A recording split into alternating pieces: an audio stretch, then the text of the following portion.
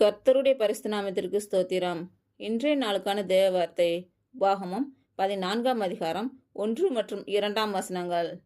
நீங்கள் உங்கள் தேவனாகிய கர்த்தரின் பிள்ளைகள், செத்தவனுக்காக கீறிக்கொள்ளாமலும் உங்கள் கண்களுக்கு இடையிலே சவரம் பண்ணாமலும் இருப்பீர்களாக. நீங்கள் உங்கள் தேவனாகிய கர்த்தருக்கு பரிசுத்த ஜனங்கள். பூமியின் மீதெங்கும் உள்ள எல்லா ஜனங்களிலும் உங்களையே கர்த்தர் தமக்கு சொந்த ஜனங்களாய் இருக்க தெரிந்து கொண்டார். இன்று பிறந்த நாள் மற்றும் திருமண நாள் காணும் அனைவருக்கும் இயேசு கிறிஸ்துவின் நாமத்தினாலே வாழ்த்துக்கள்.